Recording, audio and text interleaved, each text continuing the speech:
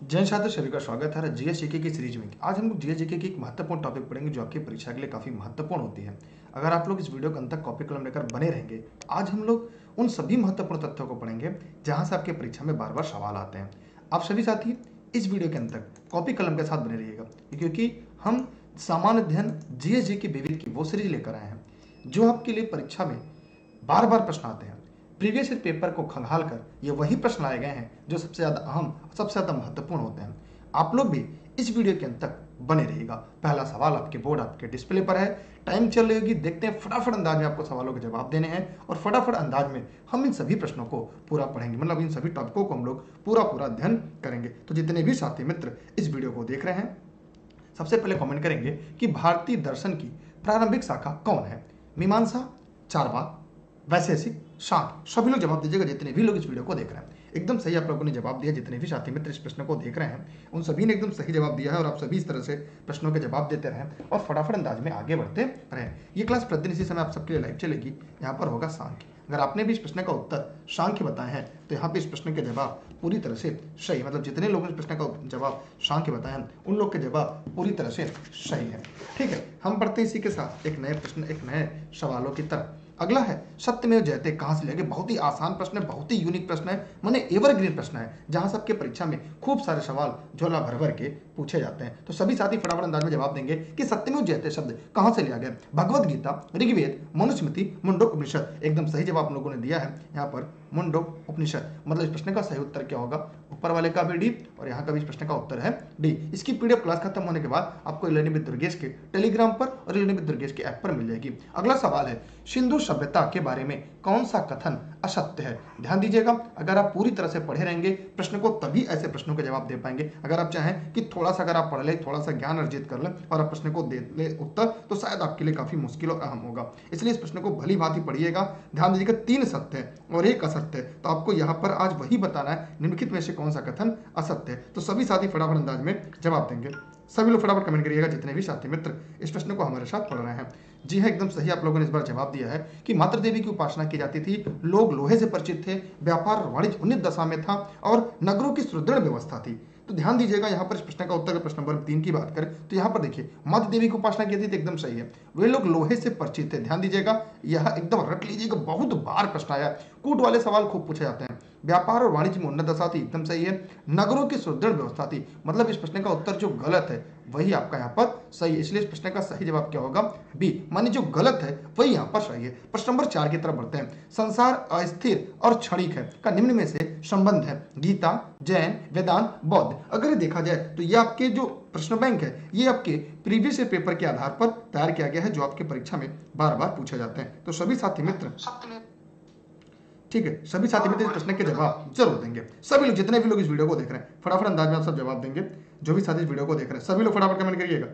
चलिए ध्यान से देखते हैं, अगर इस प्रश्न के उत्तर की तरफ बढ़े तो यहाँ पर इस प्रश्न का उत्तर क्या होगा? बौद्ध। बहुत इंपॉर्टेंट है, आपने पढ़ा होगा, प्राचीन इतिहास के प्रश्न है ये, इसलिए इस प्रश्न का उत्तर क्या होगा? डी, माने संसार अस्थिर और क्षणिक है, यह संबंध है बौद्ध धर्म से। किससे है? बौद्ध धर्म से। हम बढ़ रहे फिर से आपके सामने एक नए प्रश्न की तरफ। अगला है तुम्हारा अधिकार कर्म पर है, फल की प्राप्ति पर नहीं, निम्न में से किस ग्रंथ में कहा गया है? गीता, महाभारत, महाभारत, अष्टाध्यायी। एकदम सही जवाब दीजिएगा। अष्टाध्यायी में ऐसा तो कुछ कहा नहीं गया है, महाभारत में कहा नहीं गया है। 2 प्रश्न है, 2 विकल्प आपके पास बनते हैं, गीता और महाभारत। और हम चाहेंगे जितने भी साथी मित्र इस प्रश्न को पढ़ रहे हैं, जितने भी साथी मित्र इस प्रश्न को देख रहे हैं, वे सभी साथी कमेंट सेक्शन में जाएंगे और कमेंट करके जवाब जरूर देंगे। सभी साथी, क्योंकि अभी की बार सिलेक्शन हमार, मतलब इस नौकरी के लिए अगर आप पढ़ रहे हैं, सिलेक्शन के लिए पढ़ रहे हैं, तो सभी प्रश्नों के जवाब आप लोग जरूर दीजिएगा। सभी साथी मित्रों से मैं बार बार ये कहूंगा, ठीक है। सभी लोग, जितने भी लोग इस वीडियो को देख रहे हैं, सभी लोग फटाफट कमेंट करें। सभी साथी फटाफट अंदाज में जवाब देंगे इसके। चलिए, अगर आप जवाब नहीं देंगे तो हम आपके साथ इन प्रश्नों को लेकर चलेंगे। जी हाँ, यहाँ पे इस प्रश्न का सही उत्तर क्या होगा? प्रश्न नंबर 5 की बात करें तो यहाँ पर होगा गीता। एकदम सही जवाब आप लोगों ने दिया। अगला है सुमेलित कीजिए। अब देखिए, कूट वाले सवाल आपके सामने आ गए, मिलान करने वाले सवाल आपके सामने आ गए, तो सभी को जवाब देना है क्योंकि ये माननीय परीक्षाल के अंदर बैठे। पाणिनि, वात्स्यायन, चाणक्य, कल्लड़, एकदम रट लीजिएगा, बहुत ही यूनिक सवाल है। अगर पाणिनि की बात करें अष्टाध्यायी, एकदम रट लीजिएगा। अगर वात्स्यायन की बात करें तो यहाँ इनका काम सूत्र है, ये बहुत ही यूनिक है। अगर हम बात करें तो बहुत ही इंपॉर्टेंट है, ये परीक्षा में सवाल आते हैं। अगर चाणक्य की बात करें तो अर्थशास्त्र इनका बहुत ही प्रसिद्ध रचना है, बहुत बार प्रश्न पूछा गया। कल्हड़ की राजतरंगिणी, अच्छा पूछा जाता है राजतरंगिणी के विषय में क्या वर्णित है, माने राजतरंगिणी में क्या है? अच्छा इसमें क्या है? राजतरंगिणी में क्या है? अष्टाध्यायी में क्या है? अर्थशास्त्र में क्या है, क्या अर्थशास्त्र में वास्तव में उस समय के अर्थशास्त्र का वर्णन किया गया है? इसको सभी साथी, जितने भी लोग इस वीडियो को देख रहे हैं, सभी साथी जवाब जरूर देंगे और हो सके तो इस वीडियो को अपने सभी मित्रों को पहुंचाते रहिएगा। हम बढ़ते हैं अगले प्रश्न की तरफ। वीडियो को फेसबुक पर देखना शेयर करिएगा, यूट्यूब पर देखना शेयर करिएगा, लेकिन लोगों तक पहुंचाते रहिएगा।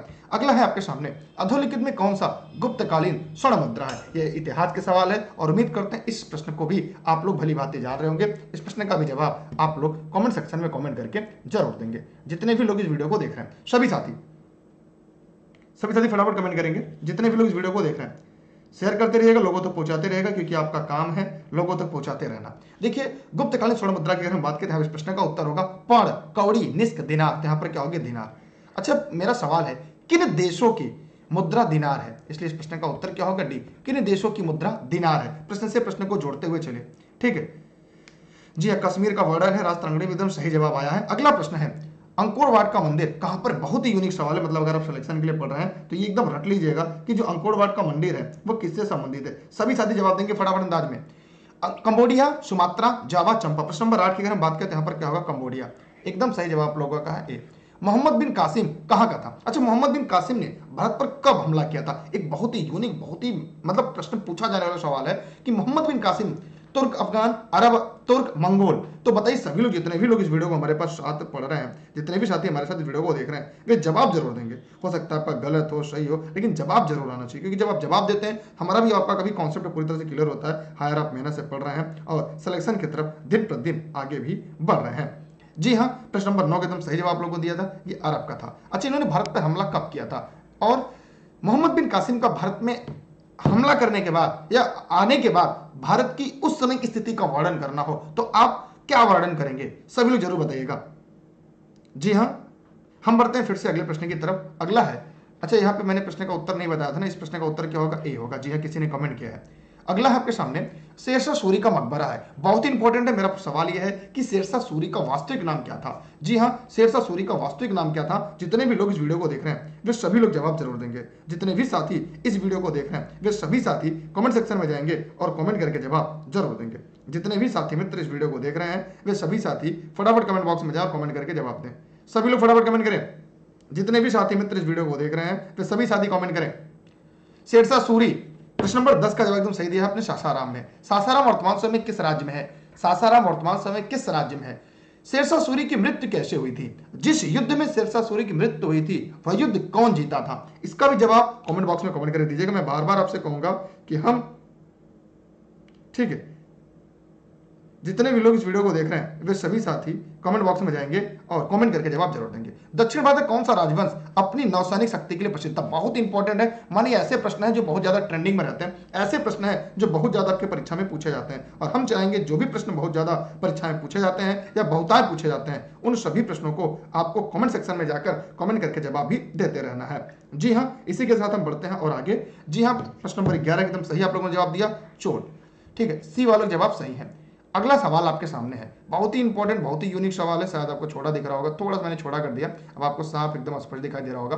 कह रहा है कि लाल कुर्ती दल संगठित क्या था? ये बहुत बार अगर प्रीवियस ईयर पेपर आपने खंगाला होगा ना, तो इसका जवाब झोला भर भर के आपको पता होगा कि लाल कुर्ती दल संगठित किसने किया गया था। प्रश्न नंबर 12 का जवाब सभी लोग दीजिएगा। अंग्रेजों को निकालने के लिए पाकिस्तान का सृजन निश्चित करने की? जी नहीं, क्योंकि आधुनिक के इतिहास है उसमें पाकिस्तान था ही नहीं।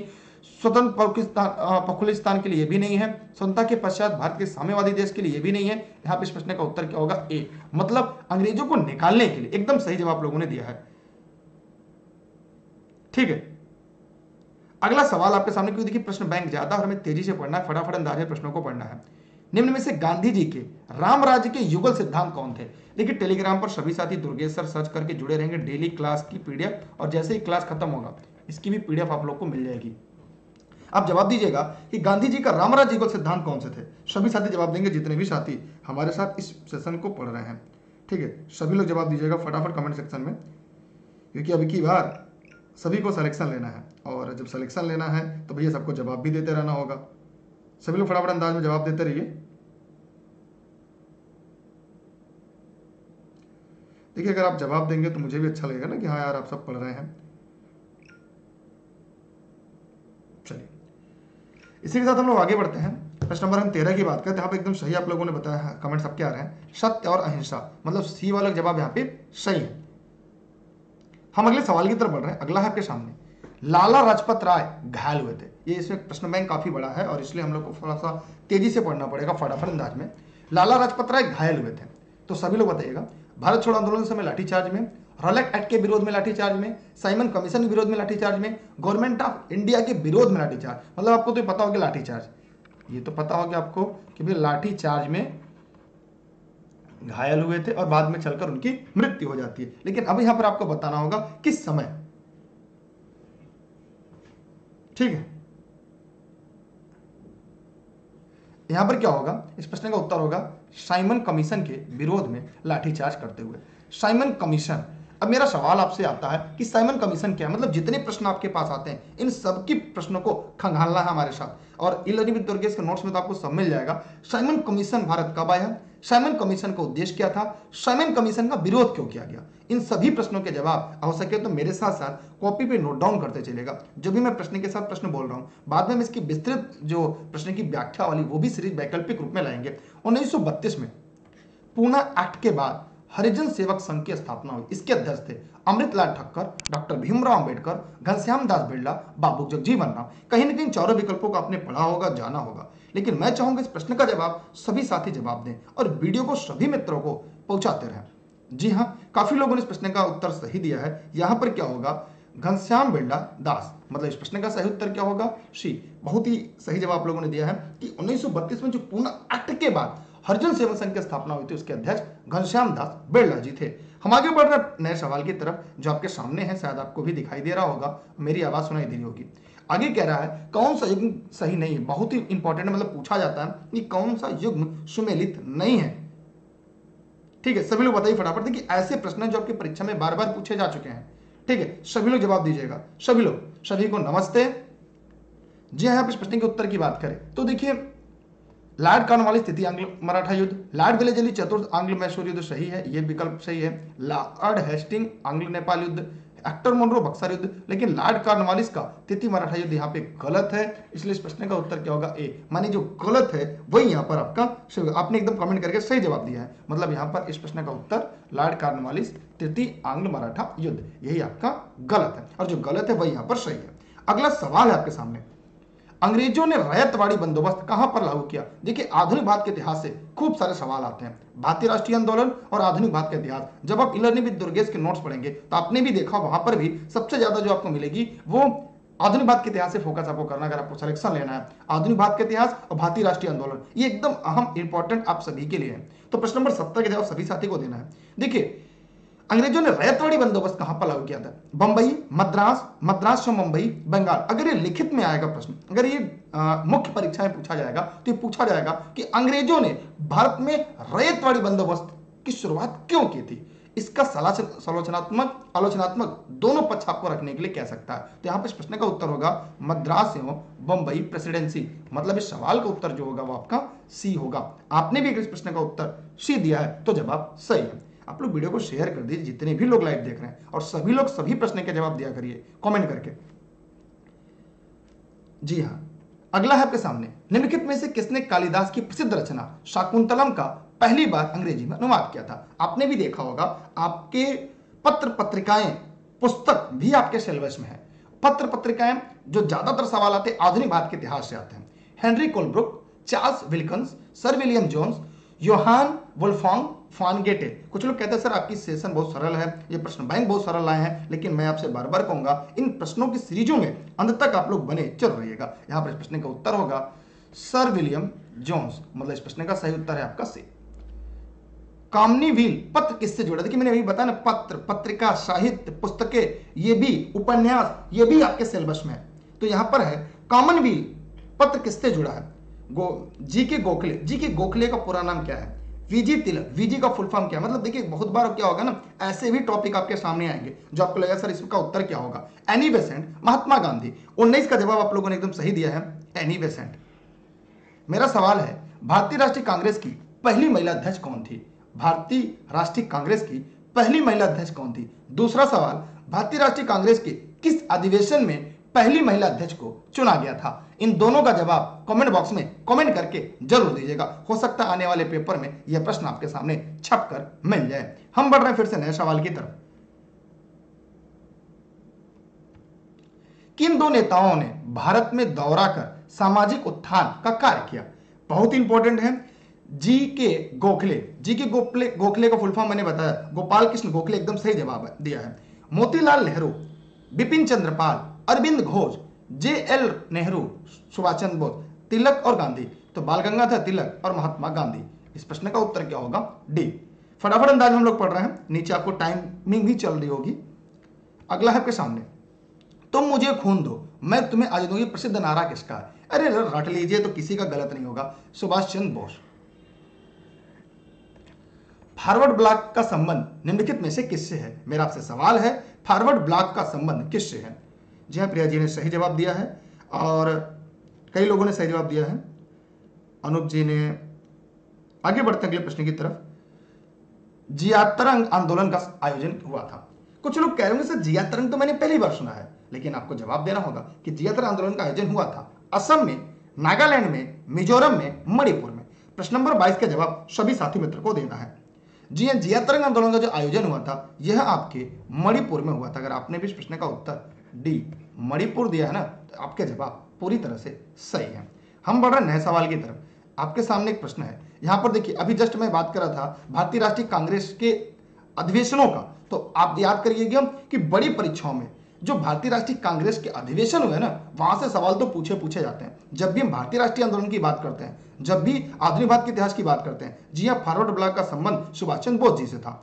यहाँ पे है फैजपुर अधिवेशन 1937, लाहौर अधिवेशन 1929, लखनऊ अधिवेशन 1916, कराची अधिवेशन 1900। यहाँ पर कुछ ऐसी मांगे हैं जो किस अधिवेशन में थी उनका क्या करना है, यहाँ पे जोड़ा मिलाना है। यहाँ पर आपको संबंध सभी लोगों ने एकदम सही बताया। देखिए, फैजपुर अधिवेशन, लाहौर का जो अधिवेशन 1929 में पूर्ण स्वराज की बात की गई थी, पूर्ण स्वराज का संकल्प लिया गया था। इसी नाते भारतीय संविधान को 26 जनवरी 1950 को लागू किया गया था, पूर्ण स्वराज की संकल्पना के कारण। अगर हम बात करें लखनऊ अधिवेशन का, तो जो लखनऊ अधिवेशन है, यहाँ कांग्रेस लीग का गठबंधन हुआ था। ये बहुत ही इंपॉर्टेंट है, ये कई बार आपके परीक्षा में आ चुका है। कराची अधिवेशन 1931 में, जो कराची अधिवेशन 1931 हुआ था, यहाँ पे मौलिक अधिकारों का अंगीकरण किया गया था। और फैजपुर अधिवेशन 1937 में जो हुआ था, यहाँ पे पूर्ण लोकतंत्र की बात कही गई थी। मतलब इस सवाल का जो सही विकल्प होगा वो आपके सामने ए होगा।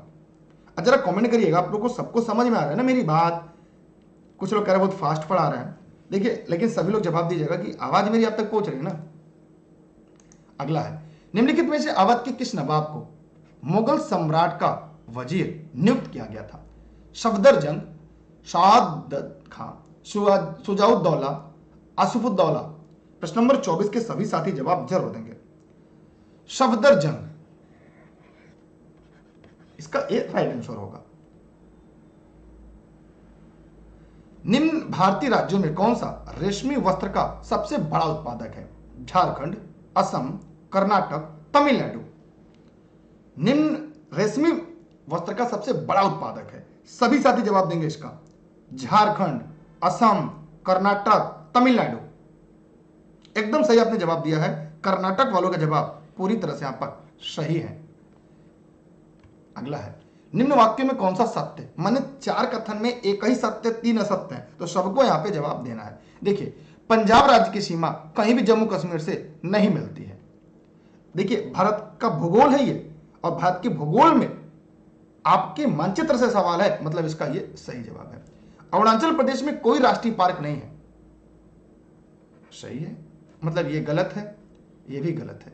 माने पंजाब राज्य सीमा कहीं भी जम्मू कश्मीर से नहीं मिलती, ये गलत है, मतलब ये गलत है। यहाँ पे अरुणाचल प्रदेश में कोई राष्ट्रीय पार्क नहीं है। लखनऊ शहर कर्क पर अवस्थित, ये भी गलत है, मतलब ये तीनों गलत है। अब हम बात करते हैं यहाँ पर मध्य प्रदेश की सीमा 7 राज्यों से लगी है, यह आपका सही है। अगर आपको मानचित्र याद होगा तो आप इस प्रश्न का जवाब आसानी से दे लेते। माने मध्य प्रदेश राज्य की जो सीमा है वो 7 राज्यों से स्पर्श करती है, जबकि उत्तर प्रदेश राज्य की सीमा 8 राज्य और एक केंद्र शासित प्रदेश को स्पर्श करती है। साथ ही साथ एक विदेश मतलब अन्य देश की सीमा को भी साझा करती है, अर्थात नेपाल को साझा करती है। लेकिन यहाँ पर मेरा सवाल आपसे है कि मध्य प्रदेश की सीमा भारत के किन किन राज्यों की सीमाओं को स्पर्श करती है? जितने भी साथी मित्र इस वीडियो को देख रहे हैं वे कमेंट करके जरूर बताएंगे कि मध्य प्रदेश की सीमा भारत के किन किन राज्यों की सीमा को स्पर्श करती है। हम बढ़ते हैं फिर से नए प्रश्न की तरफ। भारतीय मानक समय निम्नलिखित स्थानों के समीप है? वाराणसी, भदोही, मिर्जापुर। अब देखिए, अगर वाराणसी तो है नहीं, वैसे मिर्जापुर भी सही है, भदोही भी सही है, नैनी भी सही है, लेकिन अगर इन तीनों को विकल्प में दिया जाए तो सबसे सही उत्तर जो होगा वो आपका सी होगा। ध्यान दीजिएगा, सबसे सही उत्तर क्या होगा? सी होगा, अगर तीनों सही है। अच्छा, मध्य प्रदेश की सीमा 5 राज्यों से स्पर्श करती है,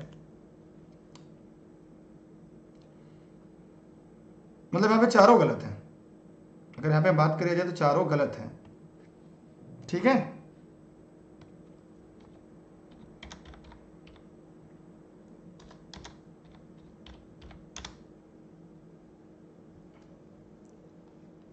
बताइए एक बार आप लोग, सभी लोग फटाफट कमेंट करके बताएं। जी हाँ, 5 राज्य से लगी, मतलब यहाँ चारों हैं। अगर देखा जाए तो 5 राज्य हैं। दक्षिण में महाराष्ट्र और गुजरात से घिरा है, फिर राजस्थान, उत्तर प्रदेश और छत्तीसगढ़, 5 राज्य। मतलब यहाँ पर अगर देखा जाए प्रश्न के चारों विकल्प गलत है। यहाँ पे इस प्रश्न के चारों विकल्प ही गलत है। जी हाँ, मतलब यहाँ पर अगर हम देखें प्रश्न नंबर 26 तो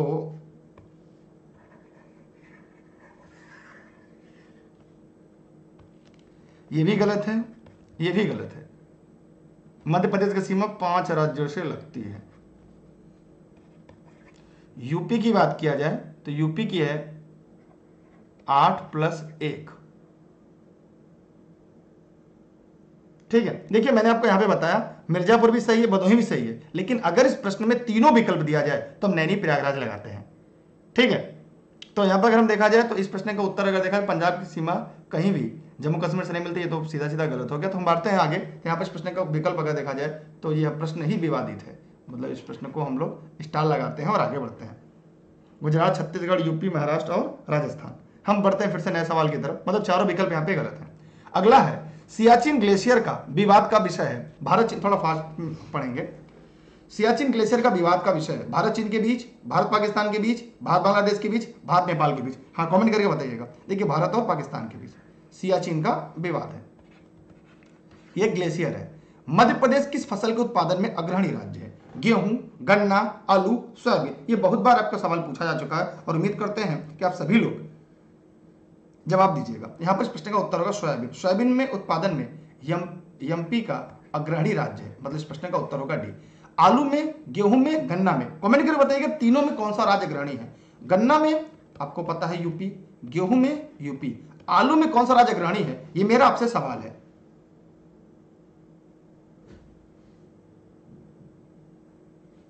ठीक है, हाँ, पंजाब राज्य की सीमा कहीं।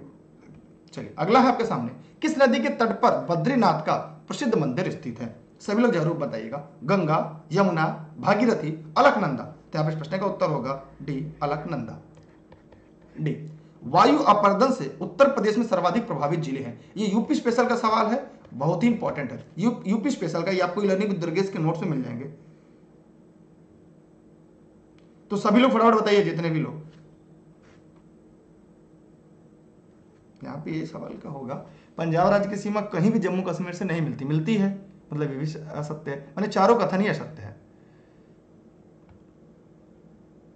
अब बताइए आप लोग यहाँ पर इस प्रश्न का उत्तर कि वायु प्रदूषण से उत्तर प्रदेश के सर्वाधिक प्रभावित जिले हैं मथुरा और आगरा।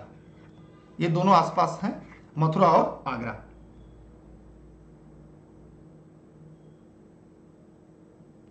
हम बढ़ते हैं फिर से नए प्रश्न की तरफ। अगला है जारवा जनजाति कहां? बहुत इंपॉर्टेंट, जारवा जाति बहुत बार आपकी परीक्षा में पूछा जा चुका है। तो हम चाहेंगे आप जितने भी साथी इस वीडियो को देख रहे हैं ना, वे सभी साथी फटाफट जवाब दें कि जारवा जनजाति कहां पाई जाती है? लक्षद्वीप समूह में, दादर और नगर हवेली में, अंडमान एंड निकोबार द्वीप समूह में, कर्नाटक में। 32 का जवाब सभी लोग दीजिएगा। देखिए, जारवा जनजाति बहुत इंपॉर्टेंट, बहुत बार आपकी परीक्षा में पूछा जा चुका है। अंडमान और निकोबार द्वीप समूह में। सी वालों के जवाब आपके पूरी तरह से सही है। अगला सवाल है कि विश्व की सबसे पुरानी और विकसित नहर व्यवस्था कौन सी है? यमुना नहर, शारदा नहर, ऊपरी गंगा, गंगा नहर। जी हाँ, इस प्रश्न का सही उत्तर जो होगा वो गंगा नहर। विश्व की सबसे पुरानी विकसित नहर व्यवस्था कौन सी है? गंगा नहर। मतलब इस प्रश्न का उत्तर क्या होगा? डी। अगर आपने भी इस प्रश्न का उत्तर डी दिया है तो आप सबके जवाब पूरी तरह से सही है। हम बढ़ रहे हैं फिर से नए सवाल की तरफ जो आपके सामने है। अब इस पेज पर आपको 3 बड़े सवाल दिख रहे होंगे। किस जिले में उत्तर प्रदेश में मार मृदा पाई जाती है? ये यूपी स्पेशल का सवाल है। अगर आप यूपी स्पेशल पढ़ रहे होंगे और लर्निंग विद दुर्गेश के यूट्यूब चैनल पर यूपी के जीके जीएस की पूरी सीरीज उपलब्ध होगी जो निःशुल्क है, और सारी क्लासेज हमारी निःशुल्क होती हैं आपकी। प्रतापगढ़, सुल्तानपुर, झांसी, कानपुर। प्रश्न नंबर 34 की बात करें तो यहाँ पर मार्ग मृदा की बात करें तो झांसी इसका सही जवाब है। भू प्रॉपर्टी में बहुतायत से पाया जाने वाला रासायनिक तत्व है सिलिकॉन, लोहा, एल्युमिनियम, ऑक्सीजन। जी हाँ, इस प्रश्न का उत्तर क्या होगा? भू प्रॉपर्टी। तो यहाँ पर इस प्रश्न का उत्तर होगा डी, ऑक्सीजन। यहाँ पर सी है, यहाँ पर आपका डी। ये सारे प्रश्न जो हम आपके साथ पढ़ रहे हैं ये सभी लोग ध्यान से देखिएगा। ये जो प्रश्न है आपके सामने, जो सीरीज हम आप पढ़ रहे हैं ना, ये अब भूगोल यहाँ से शुरू हो गया है। कौन सा एक ग्लोब पर बृहत नहीं है, बृहत्तर वृत्त नहीं है? हम चाहेंगे प्रश्न नंबर 36 का जवाब वे सभी साथी देखें, जो इसे फेसबुक पे, जो इसे यूट्यूब पर देख रहे हैं, सभी लोग जवाब जरूर देंगे। सभी साथी जवाब दीजिएगा। देखिए, विषुवत रेखा सबसे बृहत है, मुख्य देशांतर भी है 60 अंश पूर्वी देशांतर रेखा और 60 अंश उत्तरी अक्षांश रेखा। देखिए, अगर मैं इन दोनों की बात करूं प्रश्न नंबर 36 का, तो 36 में ध्यान से देखिएगा। देखिए यहां पे ध्यान से एकदम देखिएगा, जैसे 60 अंश पूर्वी देशांतर रेखा, तो यहां से अगर मैं देखूं,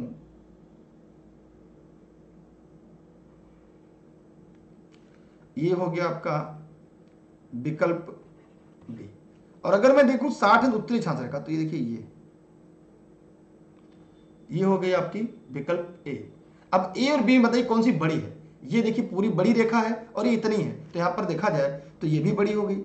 सबसे छोटी जो होगी विकल्प में हिसाब से बृहत्तर वृत्त में कौन सा नहीं है, तो 60 अंश उत्तरी अक्षांश हो जाएगा। क्योंकि जो जो भूमध्य रेखा से ध्रुवों की तरफ बढ़ते हैं तो अक्षांश रेखा की लंबाई छोटी होती जाती है। ये मैंने पढ़ाया है थियरी में, और अगर आपने पढ़ा होगा या नोट्स में पढ़ा होगा तो आपको ये पूरी तरह से याद होगा।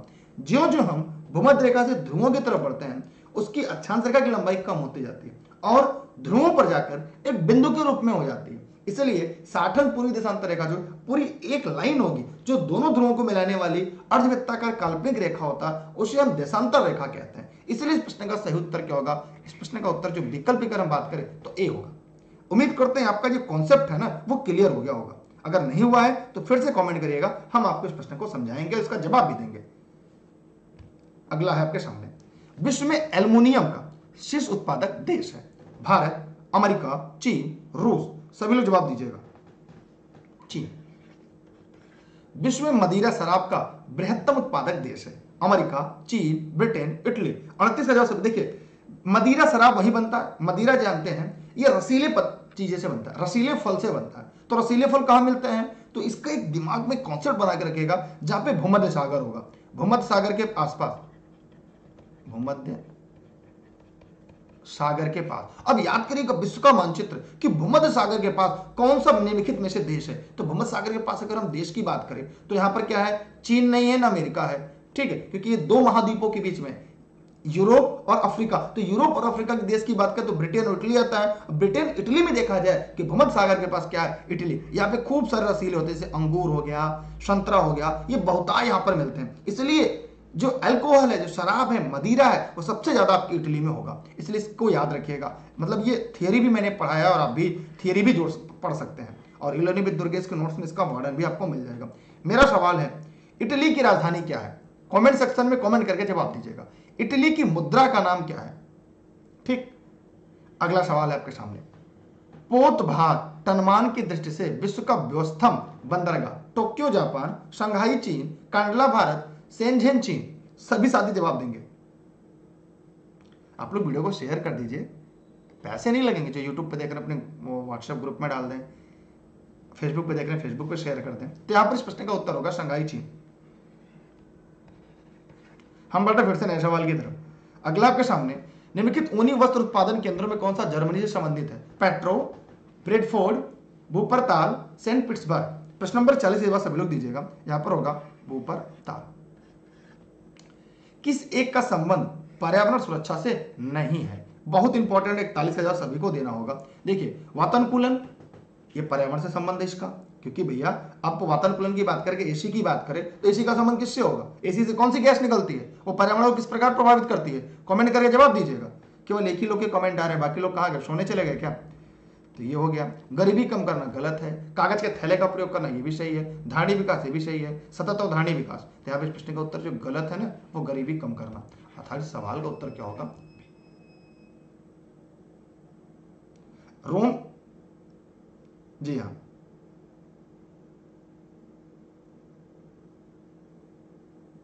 चलिए अनुज जी, आपको ढेर सारी बधाई और शुभकामनाएं। आप इसी तरह आगे बढ़ते रहिए कदम दर कदम। जी हाँ, जीएसटी इंस्पेक्टर में हुआ है। हम बढ़ते हैं अगले सवाल की तरफ, प्रश्न नंबर 42 की तरफ। ठीक है, अगला आपके सामने कि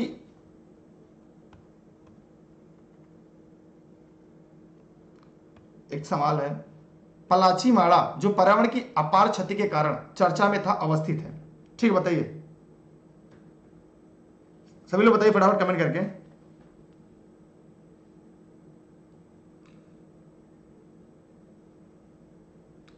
आप लोग फटाफट कमेंट करिएगा।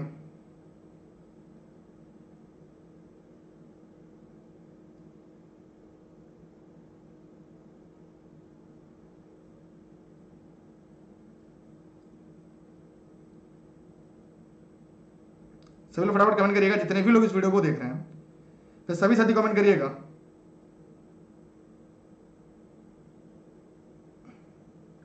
सभी साथी फटाफट कमेंट करिए, जितने भी लोग इस वीडियो को देख रहे हैं, फटाफट अंदाज में जवाब देते रहिएगा।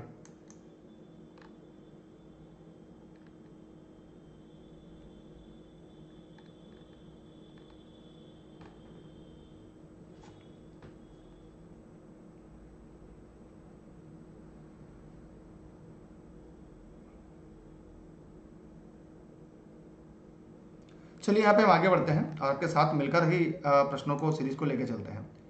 यहाँ पर है आपके सामने कि पलाची माड़ा पर्यावरण अपार क्षति कारण चर्चा में रहा।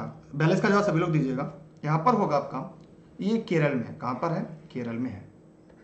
पर्यावरण की अपार क्षति कारण परितंत्र में खाद्य श्रृंखला के संदर्भ में निम्नलिखित किस प्रकार के जीव अपघटक, मतलब जीव अपघटक, जीव जो है वो अपघटक जीव कहलाते हैं?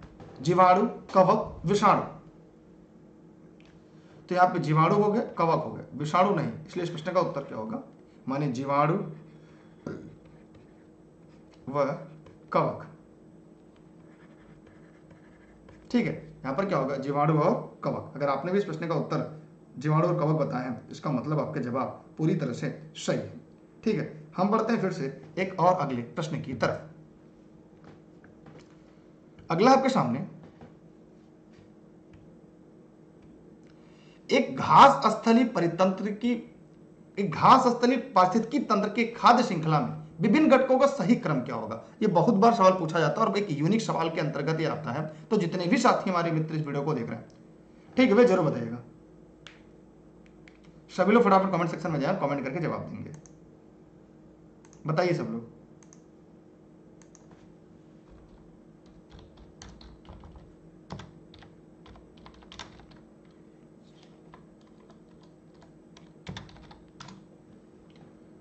चलिए आपके सामने फिर से हम प्रश्न बैंक को लेकर आए हैं। तो यहाँ पर इस प्रश्न का उत्तर क्या होगा? जल्दी से कमेंट करके बताइए। यहाँ पर होगा, देखिए, मेढक को घास, गलत। टिड्डा सर्प को मेढक, गलत। टिड्डा मेढक घास, देखिए, घास को टिड्डा खाएगा, टिड्डे को मेढक खाएगा, मेढक को सांप खाएगा। इस प्रश्न का उत्तर क्या होगा? डी। मतलब अगर आपने इस प्रश्न का उत्तर डी बताया तो आपका जवाब सही है। अगला सवाल आपके सामने है, ध्यान से देखिएगा कि जीवभार का पिरामिड किस पाचकीय तंत्र में उलट जाता है? तालाब में, वन में, घास स्थल में, शुष्क स्थल में? किसमें सीधा रहता है? दोनों प्रश्न आपके अपने आप बन जाएंगे। जी हाँ, अगर जीवभार का पिरामिड की अगर हम बात करें तो किसमें उलट जाता है? सभी लोग जवाब दीजिएगा, जितने भी साथी मित्र इस वीडियो को देख रहे हैं। सभी लोग फटाफट कमेंट करिएगा। सभी साथी फटाफट अंदाज में जाइए और इस सभी प्रश्न के जवाब दीजिएगा। सभी लोग एकदम सही आप लोगों ने बताया। यहाँ पर तालाब का। जैव विविधता दिवस कब मनाया? देखिए, जैव विविधता दिवस क्या होता है? एक राष्ट्रीय और अंतरराष्ट्रीय दो होता है। जैव विविधता जो होता है, बायोडायवर्सिटी डे, दो होता है, एक राष्ट्रीय और एक अंतरराष्ट्रीय। सभी लोग जवाब दीजिएगा कमेंट करके। सभी साथी जितने भी लोग इस वीडियो को देख रहे हैं ना, सभी साथी जवाब जरूर दीजिएगा। जितने भी लोग इस वीडियो को देख रहे हैं, चारों विकल्प इसका इंपॉर्टेंट है। देखिए, यहां पर इस प्रश्न का उत्तर होगा, जैव विविधता दिवस 22 मई को मनाया जाता है। 30 जनवरी को गांधी जी की हत्या हुई थी। ठीक है, इस दिन कुष्ठ रोग निवारण दिवस मनाया जाता है। 22 मार्च को कौन सा दिवस मनाया जाता है? जरा बताइए, बताइए। जल, पृथ्वी। तो ये सारे दिवस आपको ना रटना होगा, सिलेक्शन अगर आपको लेना है तो। हम बढ़ रहे फिर से नए सवाल की तरफ। भारतीय पक्षियों में कौन सा अधिक संकटपन्न किस्म है? Indian sunbird, great Indian bustard, Indian fantail pigeon, golden oriole. देखिए ये पर्यावरण के सवाल चल रहे थे। ग्रेट इंडियन बस्टर्ड मतलब सवाल का उत्तर हो गया बी। अखिल भारतीय शतरंज संघ के नए अध्यक्ष नियम से कौन बनाए गए? ये करंट के सवाल होते हैं, ये हमेशा जब भी प्रश्न आते हैं उस समय आपको अपडेट करके रखने होंगे। ठीक है, सभी को क्या होगा, हमेशा आने पर अपडेट करके इसे रखना होगा। ठीक है, अगला सवाल है आपका, जलवायु परिवर्तन का मुख्य कारण क्या है? ये पर्यावरण के सवाल है और ये रिटर्न में भी आते हैं, खासकर जब हम बात करते हैं सिविल परीक्षाओं की में, जहां पे थियरी के लिए आते हैं, जहां पे जीएस के डिस्क्रिप्टिव होते हैं ना, वहां पे ये बहुत ही कामगार होता है। जलवायु परिवर्तन का कारण है प्रदूषण, ग्रीन हाउस गैस है, ओजोन परत का क्षरण, ऑल ऑफ दीज। तो 49 का ही होगा, प्रदूषण भी है, ग्रीन हाउस गैस भी है, ओजोन परत क्षरण, मतलब ऑल ऑफ दीज। अगर आप सभी ने इस प्रश्न का उत्तर डी बताया तो जवाब सही है। राष्ट्रीय वन नीति 1952 के अनुसार निम्नलिखित में से कौन सा वन संवर्ग नहीं है? राष्ट्रीय वन, राष्ट्रीय उद्यान, संरक्षित वन, ग्राम वन। एकदम हलवा सवाल है, तो याद रखिएगा। तो राष्ट्रीय वन नीति अनुसार निम्नलिखित संवर्ग में क्या है? राष्ट्रीय वन है, संरक्षित वन है, ग्राम वन है, कि राष्ट्रीय उद्यान नहीं है, इसे बाद में लाया जाता है। इसलिए सवाल का उत्तर क्या होगा? बी होगा। कौन सा वन संवर्ग नहीं है? तो 50 का सभी लोगों ने बी जितने बताया उसका जवाब सही है। हम बढ़ रहे हैं और आगे। ठीक है, किसी को दिक्कत, कोई समस्या हो तो पूछ सकते हैं। अगला है, भारत की अर्थव्यवस्था कैसी है? अल्पविकसित है, विकासशील है, विकसित है, पिछड़ी हुई है? जी हाँ, एकदम सही आप लोगों ने बताया, विकासशील अर्थव्यवस्था है। यहां से अब इकोनॉमिक्स शुरू हो गया आपके लिए। कौन सा टैक्स खरीदारों के लिए प्रत्यक्ष रूप से वस्तुओं के मूल्यों में वृद्धि नहीं करता? प्रश्न को अगर पूरा नहीं पढ़ेंगे ना तो बहुत बार आपसे गलती हो जाएगी। मैंने कई बार आपको बताया कि कभी जब भी पढ़िएगा तो प्रश्न को हमेशा पूरा पढ़ा करिए, तभी जाकर आपका कॉन्सेप्ट भी क्लियर होगा। यहाँ पे क्या होगा, देखिए, आयकर है, व्यापार कर है, आयात कर है, लेकिन उत्पादन कर नहीं है। इसलिए इस प्रश्न का सही उत्तर क्या होगा? ए होगा। हम अगले सवाल की तरफ बढ़ रहे हैं। एक सवाल आपके सामने शायद आपको दिख रहा होगा कि राज्य अर्थव्यवस्था, राज्य की अगर हम बात करें तो राज्य अर्थव्यवस्था के निम्न विकास दर के लिए कौन सा कारण नहीं है?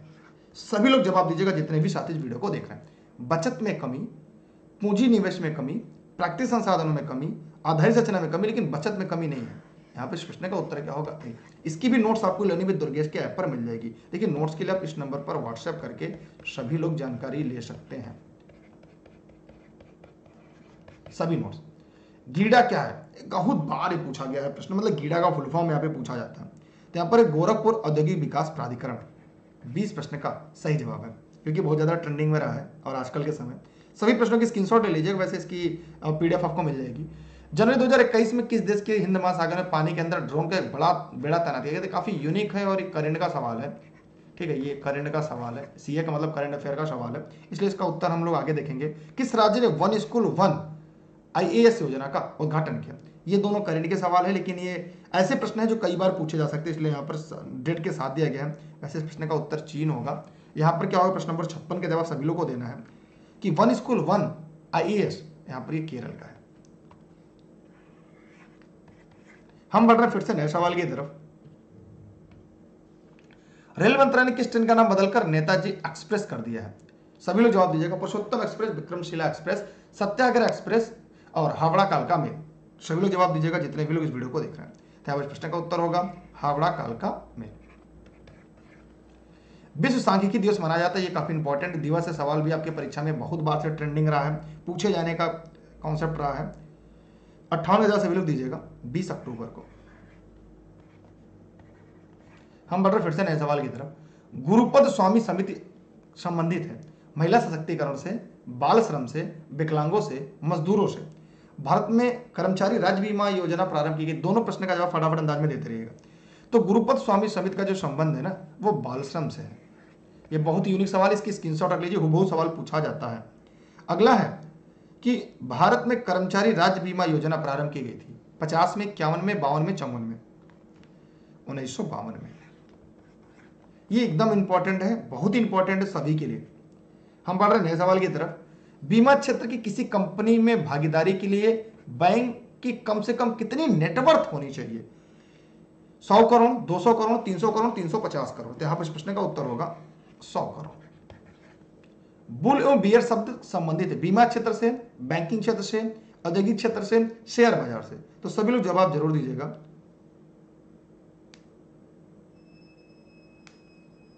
जी, नेशनल 29 जून सही जवाब है। तो यहां पर इस प्रश्न का उत्तर होगा शेयर बाजार से। अगला है आपके सामने, करेंसी एंड फाइनेंस पर वार्षिक रिपोर्ट का प्रकाशन किस संस्था द्वारा किया जाता है? रिजर्व बैंक ऑफ इंडिया, भारतीय स्टेट बैंक, वित्त मंत्रालय, वित्त आयोग। 63 जवाब सभी साथी दीजिएगा जितने भी लोग इस वीडियो को हमारे साथ पढ़ और देख रहे हैं। Reserve bank of India, RBI. Narasimhan समिति का संबंध है, ये बहुत इंपॉर्टेंट, समिति से भी सवाल आपकी परीक्षा में पूछे जाते हैं। बैंकिंग सुधारों से, शेयर बाजार से, वित्तीय समावेशन से, बीमा क्षेत्र से। बैंकिंग सुधारों से। सेबी क्या है? कमेंट सेक्शन में जवाब दीजिएगा। सेबी का फुल फॉर्म। कौन सी पंचवर्षीय योजना पीसी महानबोलिस मॉडल पर आधारित थी? द्वितीय, तृतीय, चतुर्थ, पंचम? द्वितीय।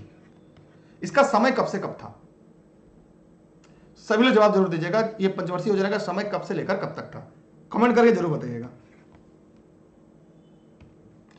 भारतीय संविधान के अभियान से भारतीय संविधान शुरू हो गया और उम्मीद करते हैं जितने भी साथी मित्र इस वीडियो को पढ़ और देख रहे होंगे वो इस कॉन्सेप्ट को अच्छे से बताएंगे। और संविधान की जो नोट्स है, जो बुक है, वो भी आप लोगों ने पढ़ी होगी। भारतीय संविधान कौन सा अनुच्छेद अल्पसंख्यकों को अपनी मनपसंद शिक्षण संस्थानों को स्थापित एवं संचालित करने के अधिकार को संरक्षण प्रदान करती है? अनुच्छेद 29, अनुच्छेद 30, अनुच्छेद 31, अनुच्छेद 38। सभी लोग जवाब दीजिएगा जितने भी लोग इस वीडियो को देख रहे हैं।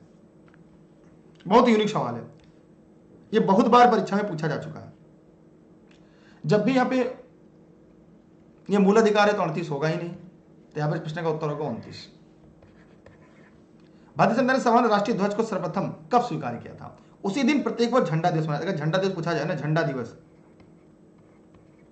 झंडा दिवस कब मनाया जाता है? तो झंडा दिवस 22 जुलाई को मनाया जाता है। अब इस विकल्प में आपको बताना है कब, तो 22 जुलाई 1947। इस प्रश्न का उत्तर क्या होगा? बी, 1947 में। ठीक है, समझ में आ गया सबको? अगला, कौन सा सुमेलित नहीं है? एकदम इंपॉर्टेंट, सबको याद होगा अनुच्छेद, तभी आप कर पाएंगे। देखिए, अस्मिता 17 सही है, अनुच्छेद 14 समानता, अनुच्छेद 19 समान नागरिक संहिता, ये है आपका अनुच्छेद 44, तो ये गलत हो गया। अनुच्छेद 15 भेदभाव निषेध। 19 क्या है? कमेंट करके जवाब दीजिए। इस प्रश्न का उत्तर क्या हो गया? सी। किस अनुच्छेद में वर्णित है कि मंत्रिपरिषद लोकसभा के प्रति सामूहिक रूप से उत्तरदायी होगी? 75(1), 75(2), 75(3), 76। तो 76 होगा नहीं। अब देखिए, उपखंड जिसको याद होगा, इसलिए मैं बार बार कहता हूं जो लोग डेली क्लास पढ़ रहे होंगे, जो लोग डेली सीरीज में बने होंगे, उनके लिए तो आसान सीरीज होगी, इसलिए मैं बार बार कहता हूं ना। जी हाँ, पिंगाली में क्या सही जवाब है? अनुच्छेद 3, 75(3), अनुच्छेद 75 उपखंड 3। अगला है, उत्तर प्रदेश किसी नगर का मेयर, उत्तर प्रदेश में किसी नगर का जो मेयर होता है उसकी क्या क्या विशेषताएं होती हैं? वह नगर का प्रथम नागरिक होता है, नगर निगम का पद सदस्य होता है, कार्यपालिका मशीनरी पर पूर्ण नियंत्रण करता है, गलत, कार्यकारिणी समिति का पद सभापति तो सही है, माने 1, 2 और 4 इस प्रश्न का सही जवाब है। प्रतिदिन क्लास में आप लोग लाइव रहेंगे ना। अगला, भारतीय संविधान में प्रथम दिन के अधिवेशन की अध्यक्षता किसने की थी? बहुत ही यूनिक इंपॉर्टेंट है, प्रश्न बहुत बार पूछता है, अलग अलग घुमा घुमा के नए नए अंदाज में। भारत के प्रथम विधि अधिकारी के रूप में कौन जाना जाता है? 72 का जवाब सभी को देना है। उच्चतम न्यायालय मुख्य न्यायाधीश, विधि सचिव, विधि मंत्री। यहां पर प्रश्न नंबर 71 सभी लोग जवाब दीजिएगा। जी हाँ, सिन्हा जी, ठीक, रट लीजिए। ये देखा जाए तो उसके बाद ठीक है,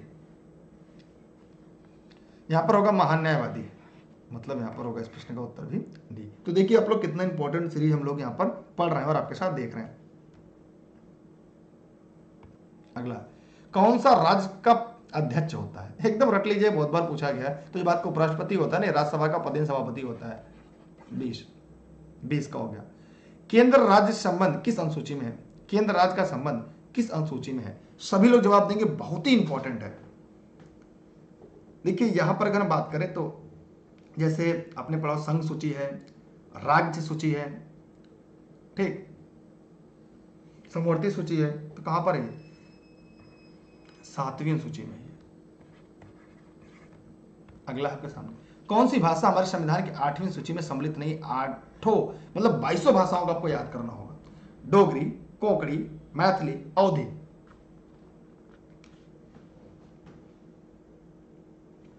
तो यहां पर अवधि।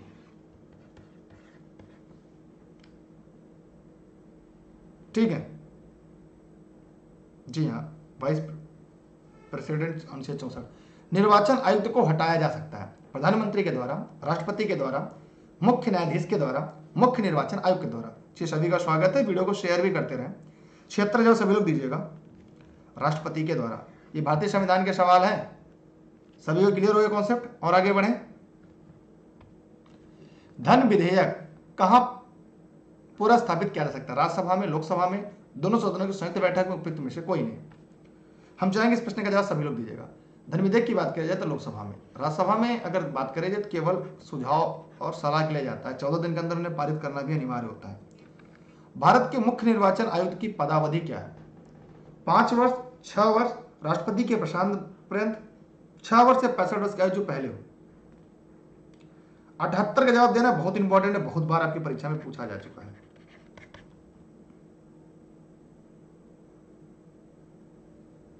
बताइए, 6 वर्ष या 65 वर्ष, जो भी पहले हो। इस समय मुख्य निर्वाचन आयुक्त कौन है? कमेंट करके जवाब दीजिएगा। किसे संसद को संबोधित करने का अधिकार प्राप्त है? राष्ट्रीय सुरक्षा सलाहकार, मुख्य न्यायाधीश, महान्यायवादी, मुख्य चुनाव आयुक्त को।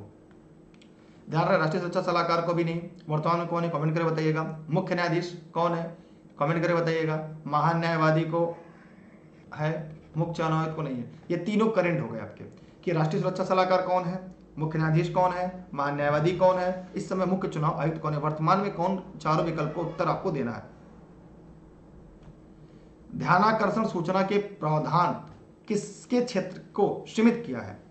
सभी लोग देखिए, अनूप जी लगातार जवाब दे रहे हैं प्रश्नों के, और आप लोग भी जवाब देते रहिएगा। प्रश्न नंबर 80, शून्यकाल, प्रश्नकाल, अल्पावधि, स्थगन।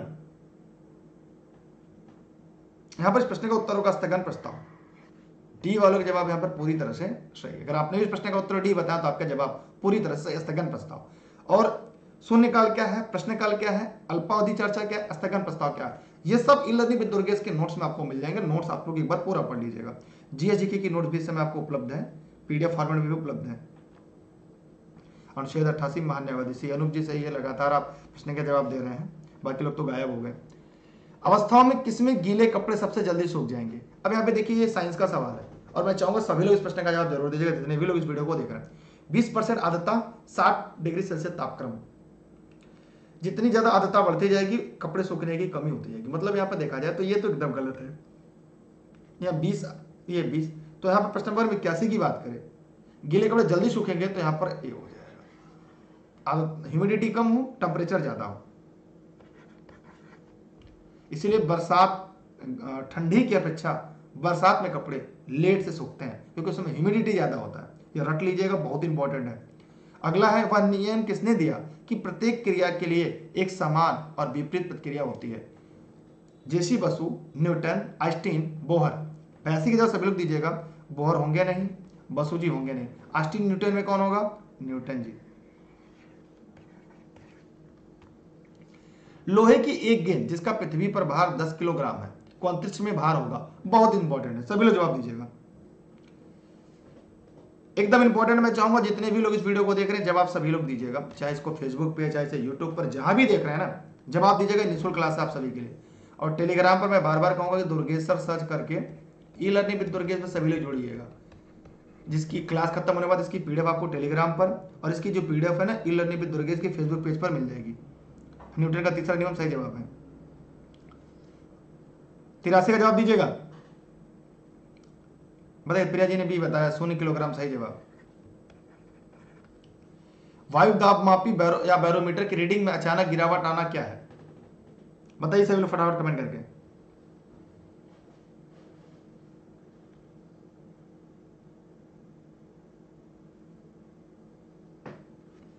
इसका मतलब क्या है? मौसमी तूफानी होगा।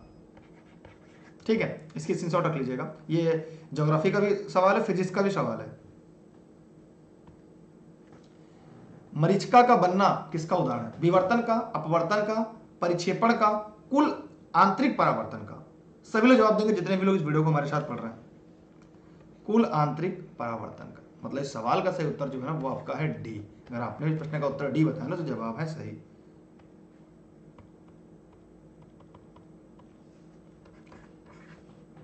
इंडियन गैस एक मिश्रण है। इंडियन गैस कह सकते हैं, अबे देखिए भारत गैस भी कह सकता है, ये गैस का नाम दे दिया। इसका मतलब पता है क्या, ये कहना चाहता है घरेलू गैस।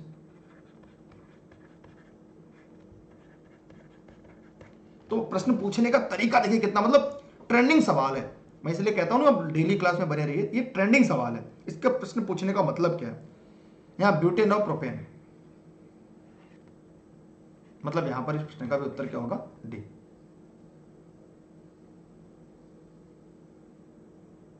सभी का सब क्लियर है, सबका सही है ना, जितने भी लोग जवाब दे रहे हैं, चाहे फेसबुक पे चाहे यूट्यूब पर।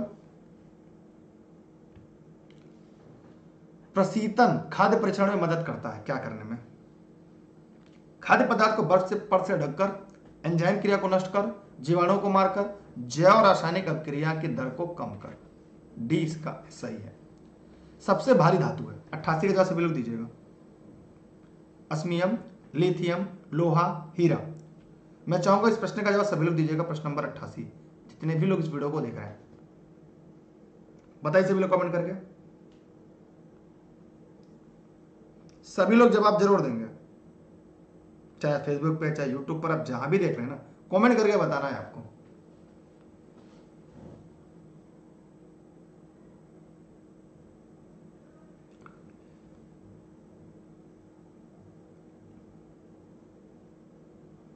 बताइए।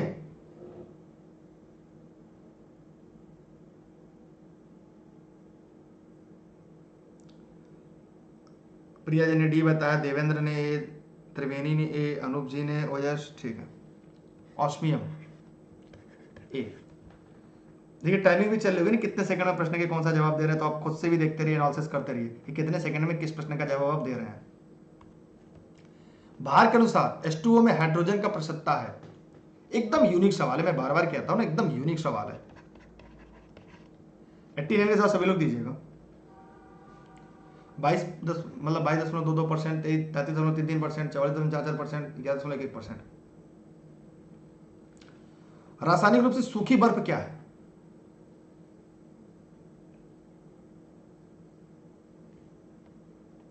ठोस कार्बन डाइऑक्साइड।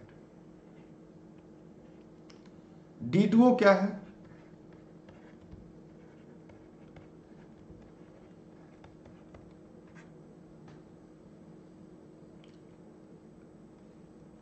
एट्टी की बताइए सभी लोग। 89।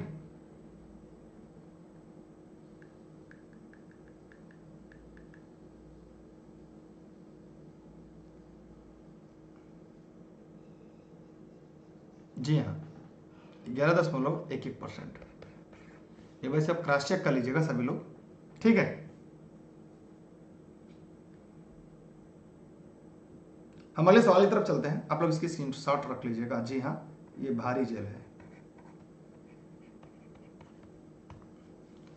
वर्षा के पानी जल का पीएच मान होता है, एकदम हलवा सवाल है, पीएच मान से भी सवाल आते हैं, क्योंकि शुद्ध होता है। शुद्ध जल का पीएच मान क्या होगा, कौन सा सही सुमेलित नहीं है, 92 का जवाब सभी लोग दीजिएगा। पोलिक एसिड से रक्ताल्पता, विटामिन डी बढ़ानता, ये गलत है, यही आपका यहाँ पे गलत है। Vitamin B3, pellagra, vitamin A रतौधी, फेलिक एसिड रक्ताल्पता। यहाँ पर इस प्रश्न का उत्तर क्या होगा, बी। यहाँ पर यही इस प्रश्न का उत्तर होगा बी। आप लोग शेयर कर रहे हैं वीडियो को, नहीं जो लोग देख रहे हैं जरा लाइव कमेंट करके बताएं, वीडियो को ज़्यादा लोगों तक शेयर करिएगा और कमेंट करिए, चाहे फेसबुक पे या यूट्यूब पे जहाँ भी देख रहे हैं। अगला है VCG का टीका, VCG का फुल फॉर्म क्या होगा, VCG का फुल फॉर्म क्या होगा, कमेंट करके बताइएगा। नवजात शिशु को कितने दिन के भीतर लगाना चाहिए, जन्म से तुरंत बाद, 7 दिन, 6 माह, 50 दिन। जन्म के तुरंत बाद। VCG का फुल फॉर्म कमेंट सेक्शन में जवाब जरूर दीजिएगा, जहां भी आप इसे देख रहे हैं। देश के पहले निजी रॉकेट इंजन रमन का सफल परीक्षण किया किसने, रिलायंस, इंफोसिस, TCS, स्काई रूट एरोस्पेस ने। एक स्वस्थ मनुष्य एक दिन में लगभग कितना मूत्र का त्याग करता है? बताइए सभी लोग फटाफट कमेंट करके। 1 लीटर, 1.5 लीटर, 1.8 लीटर, 2 लीटर।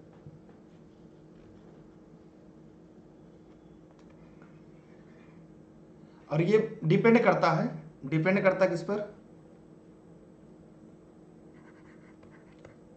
पीने वाले पानी पर निर्भर करता है। मतलब स्वस्थ मनुष्य जितना पानी पीना जरूरी है उसी के अनुपात में ये भी है। ठीक है, अगला, मानव शरीर में पाचन का अधिकांश भाग किस अंग से संपन्न होता है? छोटी आंत, बड़ी आंत, पैंक्रियाज, अमाशय। उत्तर प्रदेश के पहले खेल विश्वविद्यालय की स्थापना कहां की जा रही है? मेरठ, आगरा, नोएडा, प्रयागराज। देखिए डेली क्लास में कितने लोग लाइव रहेंगे जरा कमेंट करके बताइएगा। ये क्लास प्रतिदिन आप सभी के लिए यहाँ पे लाइव नहीं है, और मैं चाहूंगा आप लोग वीडियो को अपने मित्रों को शेयर जरूर किया करिए। जी हाँ, इस प्रश्न का उत्तर क्या होगा? यहाँ पे मेरठ, यहाँ पे छोटी आंत। अगले प्रश्न की तरफ हम बढ़ रहे हैं फिर से आपके साथ। पहरिया जनजाति निवास करती, देखिए ये यूपी की स्पेशल है, ये आपका यूपी जीके है, और मैं चाहूंगा यूपी जीके में बने रही, इसकी थ्योरी भी क्लास आपके लिए आ रही है, तो सभी लोग डेली क्लास में बने। पहरिया जनजाति निवास करती है सोनभद्र, मिर्जापुर, पीलीभीत, चंदौली। 98 के बाद सभी लोग दीजिएगा सोनभद्र। निम्न में से कौन सी सुमेलित नहीं है? 3 और 1 नहीं है, तो सभी लोग जवाब दीजिएगा जितने भी लोग देख रहे हैं। कनक भवन अयोध्या, कालिंजर का दुर्ग सोनभद्र गलत, कामतगिरी पर्वत चित्रकूट, जेके मंदिर कानपुर। तो यहाँ पे इस प्रश्न का उत्तर क्या होगा? बी, माने जो गलत है वही आपका सही है। यूपी स्पेशल आपके लिए इंपॉर्टेंट, यूपी स्पेशल की नोट्स आपको ई-लर्निंग विद दुर्गेश के ऐप में उपलब्ध है, और आप घर बैठे ही प्राप्त कर सकते हैं, उसकी पीडीएफ भी डाउनलोड कर सकते हैं। अगला है, उत्तर प्रदेश में दिया सलाई उद्योग का प्रमुख केंद्र क्या है? बहुत ही इंपॉर्टेंट है, मैं बार बार आपसे कहूंगा, आप लोग टेलीग्राम पर दुर्गेश्वर सर्च करके ई-लर्निंग विद दुर्गेश से सभी लोग जुड़िएगा जितने भी लोग इस वीडियो को देख रहे हैं, और नोट्स के लिए आप इस नंबर पर व्हाट्सएप करके जानकारी ले सकते हैं। जी हाँ, अगर प्रश्न नंबर 100 की बात करें तो यहां पर क्या होगा? बरेली, मतलब यहां पर इस प्रश्न का उत्तर होगा बी। चुनारगढ़ में अनूप वेदिका जिसकी वे तुलसीदास, वाल्मीकि, भर्तृहरि, रैदास। 101 का जवाब दीजिएगा। भर्तृहरि,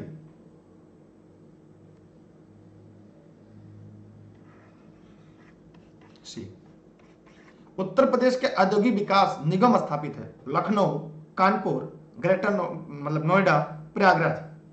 बताइए सभी लोग फटाफट जवाब दीजिए। कानपुर।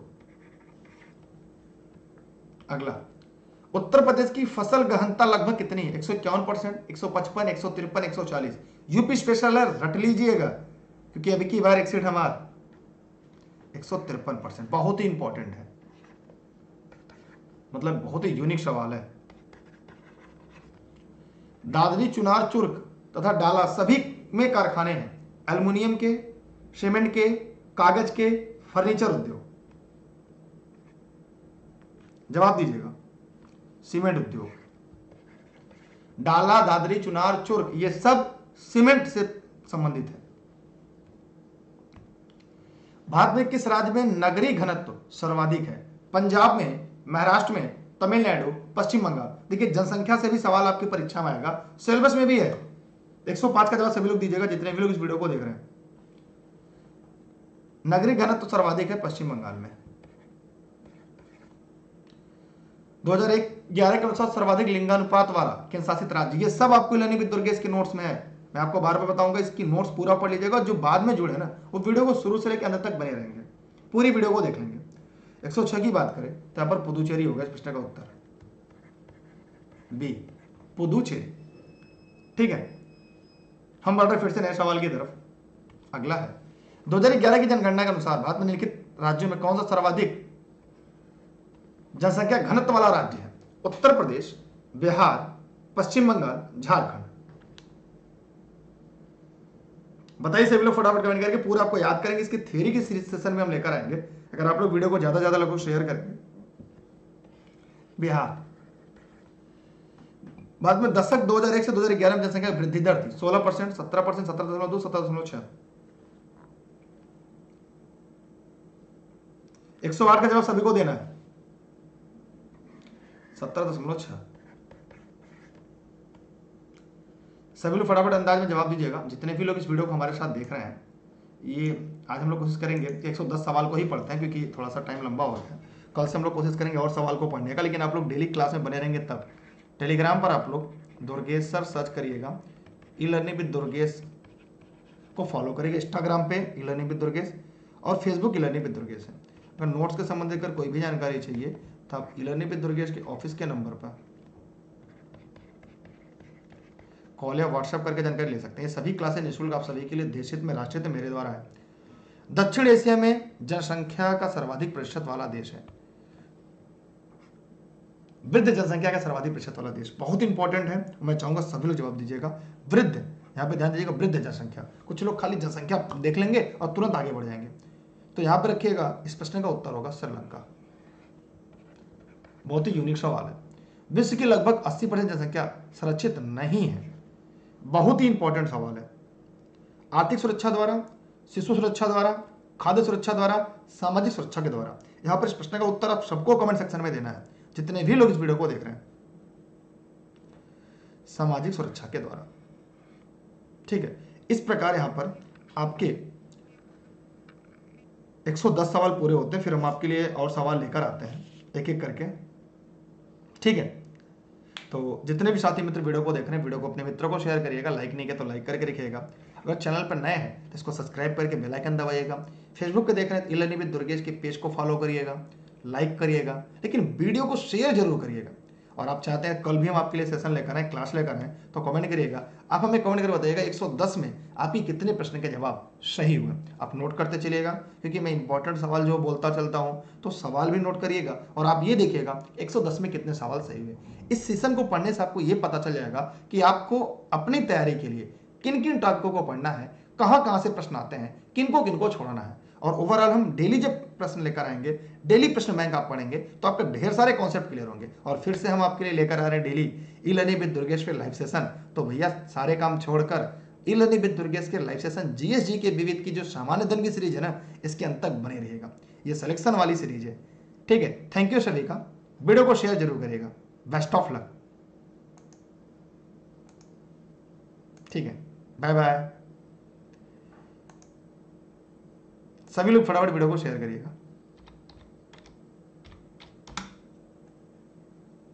ठीक है। कोई दिक्कत, कोई सवाल, कोई प्रश्न, फेसबुक वाले फेसबुक पे शेयर कर दें।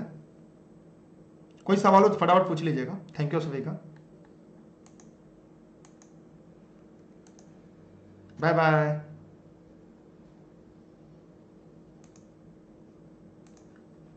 बताइए चलो फटाफट कमेंट करके, जो साथी यूट्यूब पे देख रहे हैं।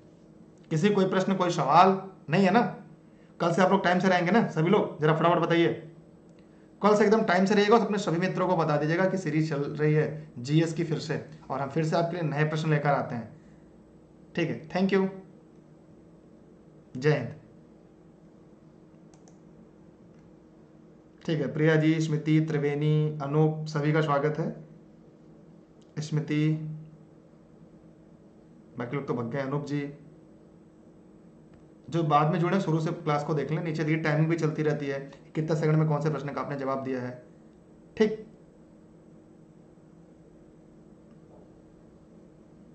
सभी का थैंक यू।